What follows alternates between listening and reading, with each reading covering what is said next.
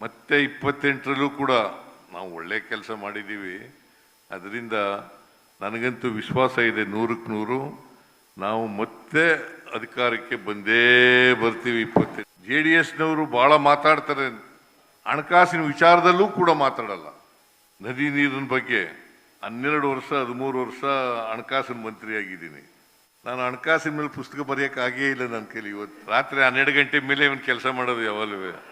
45 ಲಕ್ಷ ಕೋಟಿ ರೂಪಾಯಿಗಳನ್ನು ತೆರಿಗೆ ರೂಪದಲ್ಲಿ ಕೊಡ್ತೀವಿ. ನಮಗೆ ಬರ್ತಕ್ಕಂಥದ್ದು ಸುಮಾರು 60,000 ಕೋಟಿ ರೂಪಾಯಿ. ಆದರೆ ಕೇಂದ್ರ ಸರ್ಕಾರ ಇನ್ನೂ ಕೂಡ ಅಪ್ಪರ್ ಕೃಷ್ಣ ಇದರಲ್ಲಿ ಗೆಜೆಟ್ ನೋಟಿಫಿಕೇಶನ್ ಮಾಡಿಲ್ಲ. ಇದನ್ನ ಜನರಿಗೆ ಗೊತ್ತಾಗಬೇಕಲ್ಲ.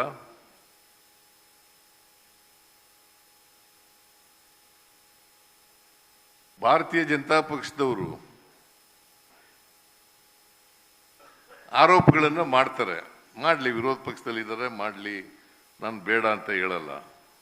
ಆದರೆ ಯಾವುದನ್ನ ಮಾಡಬೇಕು ಅದನ್ನು ಮಾಡಲ್ಲ. ಇವತ್ತಿನವರೆಗೂ ನೀರಾವರಿ ಬಗ್ಗೆ ಒಂದು ದಿನ ಪಾರ್ಲಿಮೆಂಟ್ನಲ್ಲಿ ಮಾತಾಡಿಲ್ಲ.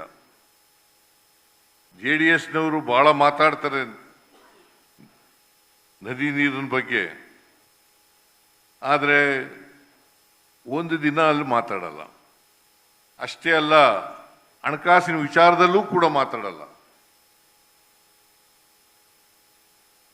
ನಾವು ಒಂದು ವರ್ಷಕ್ಕೆ ಸುಮಾರು 45 ಲಕ್ಷ ಕೋಟಿ ರೂಪಾಯಿಗಳನ್ನು ತೆರಿಗೆ ರೂಪದಲ್ಲಿ ಕೊಡ್ತೀವಿ. 45 ಲಕ್ಷ ಕೋಟಿ ರೂಪಾಯಿಗಳನ್ನು ತೆರಿಗೆ ರೂಪದಲ್ಲಿ ಕೊಡ್ತೀವಿ. ನಮಗೆ ಬರ್ತಕ್ಕಂಥದ್ದು ಸುಮಾರು 60,000 ಕೋಟಿ ರೂಪಾಯಿ. ರಾತ್ರಿ 12 ಗಂಟೆ ಮೇಲೆ ಇವನು ಕೆಲಸ ಮಾಡೋದು ಯಾವಾಗಲೂ. 60,000 ಕೋಟಿ, 4.5 ಲಕ್ಷ ತೆರಿಗೆ ಕೊಡ್ತಕ್ಕಂಥದ್ದು ರಾಜ್ಯದಿಂದ.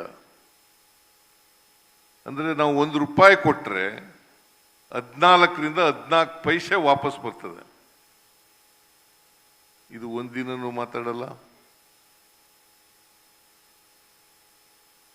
ಬರೀ ನೀರಾವರಿ ವಿಚಾರ ಅಷ್ಟೇ ಅಲ್ಲ, ಈಗ ಕಬ್ಬು ಬೆಳೆಗಾರರ ಸಮಸ್ಯೆ ಇದೆ. SRP ನಿಗದಿ ಮಾಡೋರು ಅವರು, MSP ನಿಗದಿ ಮಾಡೋರು ಅವರು.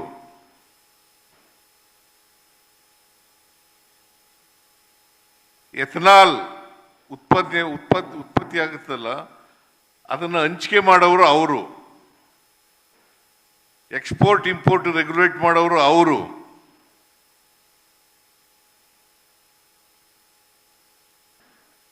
ಒಂದು ದಿನ ಮಾತಾಡಲ್ಲ. ಆದರೆ ರಾಜ್ಯ ಸರ್ಕಾರ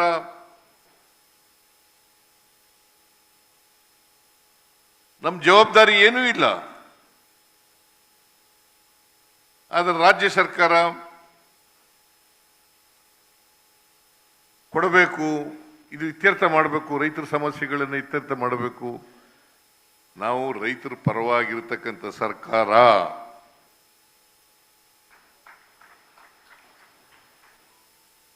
ಇದನ್ನ ಈ ಪುಸ್ತಕ ಬರೀಬೇಕಾದ್ರೆ ರಿಸರ್ಚ್ ಮಾಡಬೇಕಾಗುತ್ತೆ,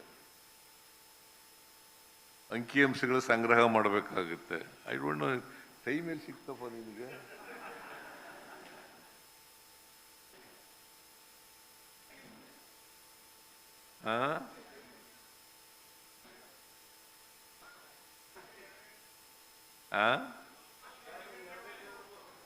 ರಾತ್ರಿ 12 ಗಂಟೆ ಮೇಲೆ ಇವನು ಕೆಲಸ ಮಾಡೋದು ಯಾವಾಗಲೂ.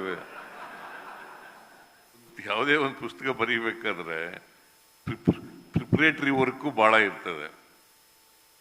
ವಿಷಯ ಸಂಗ್ರಹ ಮಾಡಬೇಕು, ಮಾಹಿತಿ ಸಂಗ್ರಹ ಮಾಡಬೇಕು, ಅಂಕಿಅಂಶಗಳನ್ನು ಸಂಗ್ರಹ ಮಾಡಬೇಕು, ಇದ್ರ ಬಗ್ಗೆ ರಿಸರ್ಚ್ ಮಾಡಬೇಕಾಗ್ತದೆ. ಯಾಕಂತಂದರೆ ಬರೀ ಅಂತರರಾಜ್ಯ ಅಷ್ಟೇ ಪ್ರಸ್ತಾಪ ಮಾಡಿಲ್ಲ, ಅಥವಾ ಕರ್ನಾಟಕಕ್ಕೆ ಸೀಮಿತವಾಗಿ ಪ್ರಸ್ತಾಪ ಮಾಡಿಲ್ಲ. ಅಂತರರಾಜ್ಯ ಜೊತೆಗೆ ಅಂತಾರಾಷ್ಟ್ರೀಯ ವಿಚಾರಗಳನ್ನು ಕೂಡ ಪ್ರಸ್ತಾಪ ಮಾಡಿದ್ದಾರೆ. ಈಗ ನಾನು 12 ವರ್ಷ 13 ವರ್ಷ ಹಣಕಾಸಿನ ಮಂತ್ರಿ ಆಗಿದ್ದೀನಿ. ನಾನು ಹಣಕಾಸಿನ ಮೇಲೆ ಪುಸ್ತಕ ಬರೆಯೋಕ್ಕಾಗೇ ಇಲ್ಲ ನನ್ನ ಕೈಲಿ. ಇವತ್ತು ಕರ್ನಾಟಕದ ಹಣಕಾಸಿನ ಬಗ್ಗೆ ಪುಸ್ತಕ ಬರೆಯೋಕ್ಕಾಗಿಲ್ಲ. ಶಿವಕುಮಾರ್ ಭಾಳ ಪ್ರಯತ್ನ ಮಾಡಿ ಇವತ್ತು ಪುಸ್ತಕ ಬರೆದು ನಮಗೆಲ್ಲ ಕೊಟ್ಟಿದ್ದಾರೆ. ಈ ರಾಜ್ಯದ ಜನತೆಗೆ ತಿಳಿಸ್ತಕ್ಕಂಥ ಪ್ರಯತ್ನ 3 ವರ್ಷ ನಾವು ಇರ್ತೀವಿ. ಮತ್ತೆ 28ರಲ್ಲೂ ಕೂಡ ನಾವು ಒಳ್ಳೆ ಕೆಲಸ ಮಾಡಿದ್ದೀವಿ. ಅದರಿಂದ ನನಗಂತೂ ವಿಶ್ವಾಸ ಇದೆ 100ಕ್ಕೆ 100 ನಾವು ಮತ್ತೆ ಅಧಿಕಾರಕ್ಕೆ ಬಂದೇ ಬರ್ತೀವಿ 28ರಲ್ಲಿ ಅಂತ ನನಗೆ ಸಂಪೂರ್ಣ ವಿಶ್ವಾಸ ಇದೆ. ಅದರಿಂದ ಈ ನೀರಾವರಿ ನೀರಿದೆಯಲ್ಲ, ಇದನ್ನ ಸಂಪೂರ್ಣವಾಗಿ ನಮಗೆ ಸಿಗ್ತಕ್ಕಂಥ ನೀರನ್ನು ಬಳಸ್ಕೊಳ್ತಕ್ಕಂಥ ಕೆಲಸ ಮಾಡೋಣ ಅಂತಕ್ಕಂಥ ಮಾತುಗಳನ್ನು ಹೇಳಿ